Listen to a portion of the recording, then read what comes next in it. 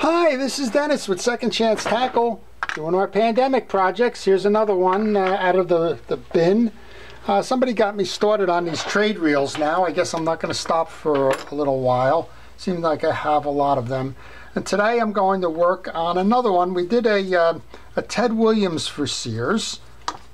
And here's a Gamefisher SP23 Sears Roebuck and Company. This one's a little bit, I'd say late 70s. It's running okay. It's a little tight. I'll take it apart and show you that. But here's the idea. There's a lot of trade reels that are made. In other words, a reel manufacturer, even today, a reel manufacturer will make their own brand, and then they'll turn around and they'll make reels for the trade as a private label. And we were talking with Ted Williams about it being largely a Daiwa reel. Not largely, it was a Daiwa reel made for Sears. And there's some hints. So here's a Gamefisher made for Sears, made in Korea. And here's a Daiwa, made in Korea. And the telltale on this one is probably the handle. I mean, you can change the paint and colors and things, but if you look at that handle design, a manufacturer's not going to go crazy designing a new type of a handle when they do these trade reels. Yeah, they may paint it black instead of silver. They may do some other things, but a telltale usually is where it's made, and that design on that handle is darn near identical, even down to the handle buttons themselves. Now, they're two different size reels, so the buttons would be a little bit different. But my bet is this one is a Daiwa reel as well. And we'll take it apart and we'll show you. Now, we had talked about Ted Williams being a brand, King Neptune being a brand, J.C. Higgins being a Sears brand. Here's an interesting one. We may get to it at some point. This reel was another one of those telltale Daiwas. It's engineered and developed in California, USA, manufactured in Japan. So the King Neptune, the Ocean Star, and some others have that writing on it, and that's usually, in some cases, it actually says by Daiwa. This case is an interesting one. It's actually a Sears reel. That's the branding on it. It's just Sears Roebuck and Company 500. It doesn't even have a trade name like Gamefisher or the like. Interestingly enough, don't confuse the Gamefisher with the Kingfisher. The Kingfisher was by Garcia. This one I'm betting on is a Daiwa. This one's a beautiful reel. I may get to it someday. Right now I'm trying to find a bail wire. That's what's gone wrong with this one. You could always fish it if you like as a manual bail. You don't have to flip this, but I'm thinking that a Daiwa 7000C bail or something like that may fit, and that's in my project bin because I haven't had a chance to do that. Now let's go over to the Gamefisher. We're going to assume that this one, like the other ones, has been a trade reel. This is a lower entry reel. I was putting this aside because I have some parts in it. I'm going to just get an empty tray. As long as I continue to use milk, I'll continue to have parts trays. And this was probably entry level. That's kind of what you were selling in Sears for the most part. And let's take it apart, see what we got. Again, it's sluggish, so we'll turn it up, and probably find some youngster out there who will appreciate it, and we'll give them a little gift there. All right, basic design. We have the drag adjuster knob. We have some drags inside. We'll take them out later, see how we're doing there. Typical of a low-end reel, we've got a steel shaft. It's showing rust. Pretty much got rust on there as well. You'll notice on this one it does not have a rotor hold down, so that's generally a sign of a lower cost reel. Zebco did that, and other manufacturers did that. There's actually a U-clip underneath here that's going to allow us to remove the rotor. It also tells you there's no ball bearing in this reel, and that cup there has actually got the spool gear underneath it, much like a Mitchell reel would have that spool gear underneath it. So here's a spool gear or spool from the Mitchell 300, and the gear is an integral part of the rotor. The difference being that in this case you've got a clip holding it on rather than a nut. So let's take it off. Let's see what we got here. So typically You want to see if this side is turning. That usually is an indication that this is a reverse handle, and it is. Don't push too much pressure on this. If you find that it's not giving away by unscrewing in a clockwise direction, then check underneath that nut. You may find a screw under there. As always, I have a protective glove on my hand. I have a parts tray to collect all my pieces and parts that I take off the reel, and I have some patience, and I have a sense of humor. You never know what you're going to find in these reels. Again, this one's kind of dragging, rightfully so. It's probably a reel from the 1970s, could be early 1980s, and chances are with this reel it hasn't been serviced in quite some time. It probably got sluggish and probably wound up on somebody's shelf, or it got tied to a rod that was never used, and over time that stuff evaporates. So yeah, that's all we got. We got a bunch of components here that's just basically drier than dry. Okay, we'll take this out. It's no ball bearing reel. We have a bushing. I'm going to take that and put that right back into the side plate there. Somebody asked me on this the other day, one of our viewers, about that shim washer there. Interestingly enough, this is the same situation. The shim washer goes inside the between the bushing and the main gear. It does not go on the outside of the case, which brings me to another thing that I normally say on these videos, and that's take pictures along the way, so that if you get stuck in the reassembly, you can go back and reference where you took it off, the sequence of it, and so on.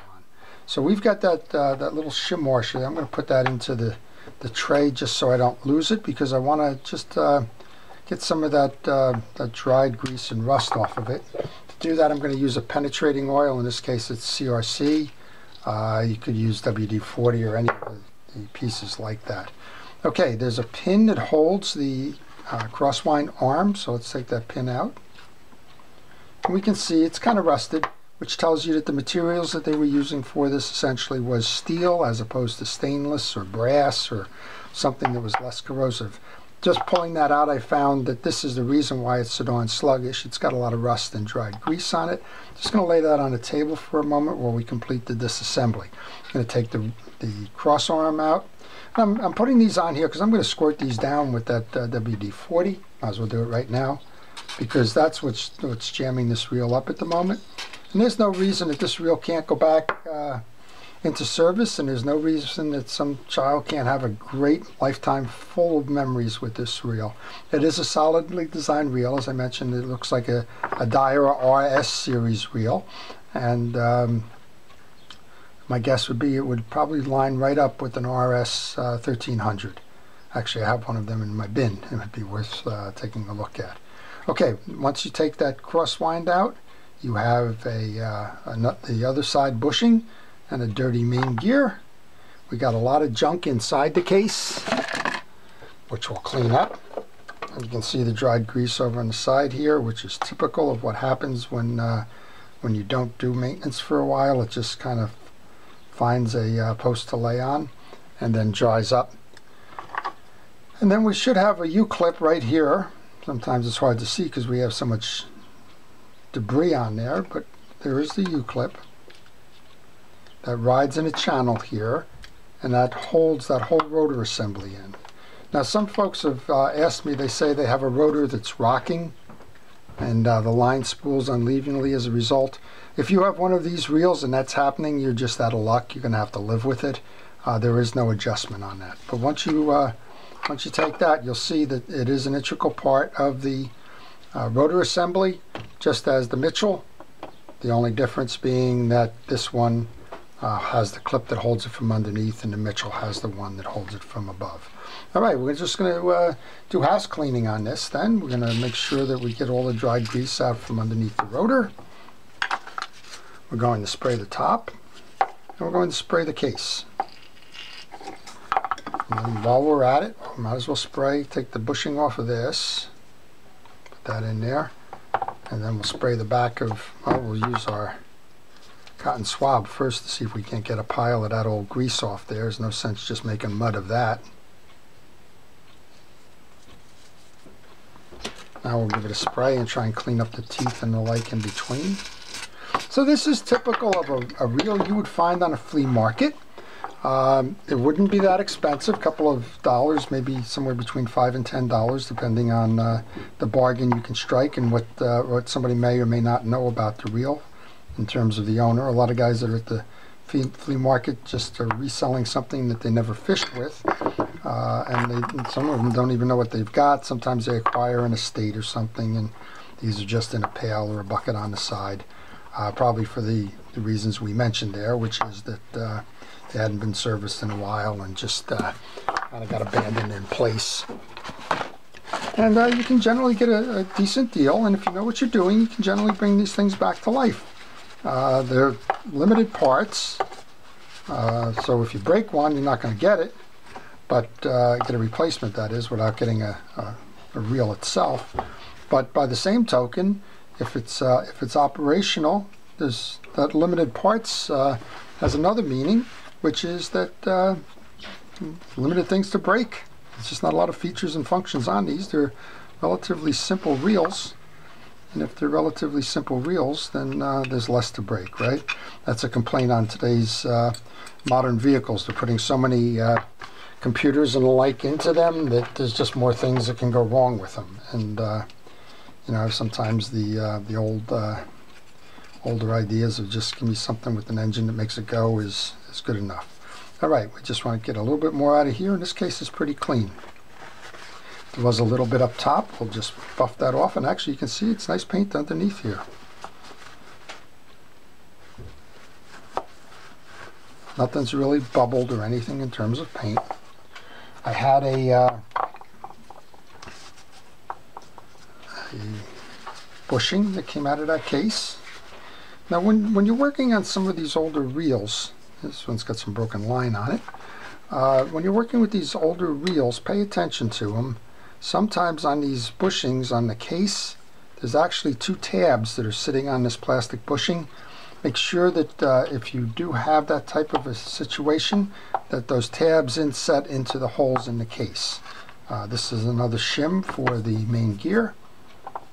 And let's just take that paper towel. We've got that kind of squirted up there. Let's just clean the rest of this main gear off then. Cleaned up nicely. Just try and get one more little drag here with that cotton swab. I'm going to check the teeth. I always do that. It doesn't, in this case, it's not going to matter. There's no replacement gear, so you got to hope that it's in good condition. But I'm just going to use my wire brush here to clear the channels of the teeth. Just because there's dried grease everywhere else, you can assume that there's dried grease in those teeth, so get it out of there. And once you do, you can use a fishing reel grease. In this case, I'm using Penn's Precision Reel Grease to reapply. I'll put a little bit. You don't have to get it in every channel and every tooth. Just get a little bit on there, a little bit on the back side of this, and we can go ahead and lay that to the side for a moment. We're going to come over here and clean the clip off of this, which is the clip that's going to hold down the rotor. And this had some kind of a coating on it. Maybe it was a little chrome or something. It's got a little tarnish, but it did clean up nicely. We'll do the same thing with the crosswind arm here. Now in this case, it seems like there's some built up corrosion on there. I'm going to use a steel wool. Try and get that rust off. If that was particularly stubborn, you might go for a little file. That's the wrong file. Go for a file. This one's a flat-bladed file, and you can kind of work it that way. Work it off here. Don't get too aggressive. You don't want to scar the thing up any more than you need to. But you know, rust is an enemy, so to the extent that you can clean it up with that file, go right ahead. Again, you're not going to spend a lot of time on a reel like this. You want to make sure that it's just cleaned and that it's working properly. Same thing with this. I felt this was sluggish when I pulled it out. We've let some penetrating oil work on that. I'm going to wipe it down now, and then I'm going to grab that steel wool. I'm going to run that up and down, and that seems to have cleaned up. Take the time with your hand to find out if there's still any rough spots. There's a little rough spot here. Now this is 4.0 steel wool. It's the least aggressive of the steel wools. You don't want to get yourself too too crazy with filing or sandpaper or any of that type of stuff, it will eventually erode the performance of the reel. But in this case, we're good now. So we're going to do the same thing here. We're going to just make sure everything's clean. This is the last piece that we've had soaking, so let's get done with the alternate side body. You can see some of the rust has come up. We've got our bushing in there. This is a nice little spring setup here for the anti-reverse dog. Unfortunately, the anti-reverse spring has moved off its post.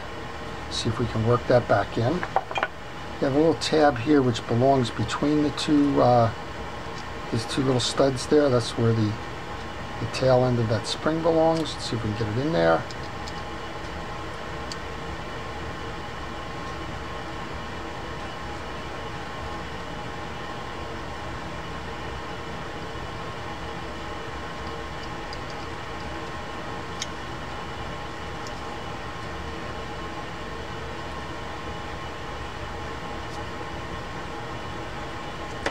What we have here is a over-tightened screw. There we go. Now we've got it working again. Something in here didn't line up properly.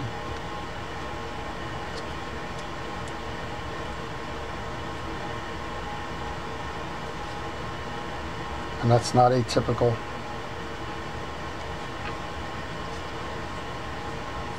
Okay, got it now. Good. All right, so let's do the reassembly then. The first thing you want to do is you want to grab that case, and I guess I didn't clean underneath the rotor here. Just a quick little dab of that, get that stuff going.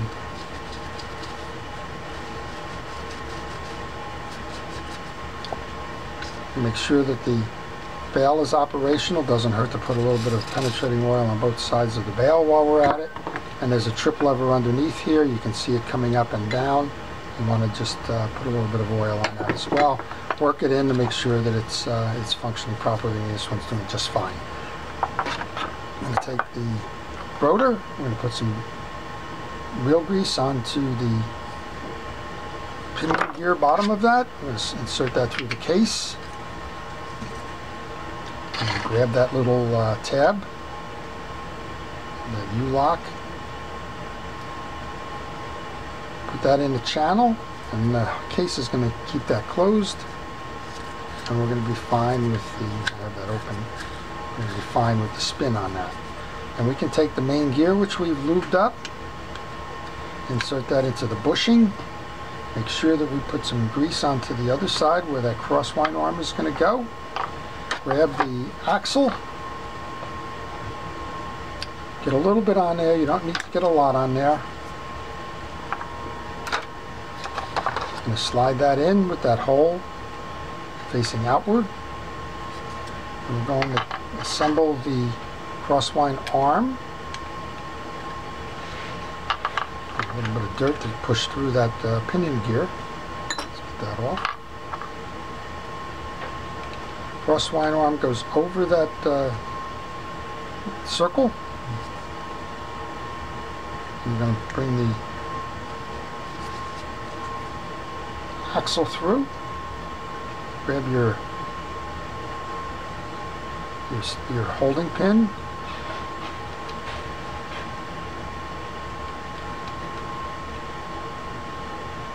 and I'm trying to get that lined in. There's a there you go. There's a little square section of that, so there's how it goes. Then you get that little shim washer goes over the top. Then your side case bearing goes on.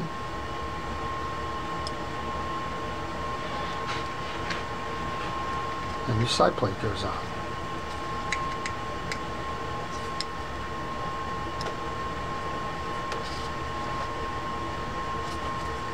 And a little bit of, okay. I've got this thing working too good, I guess. So,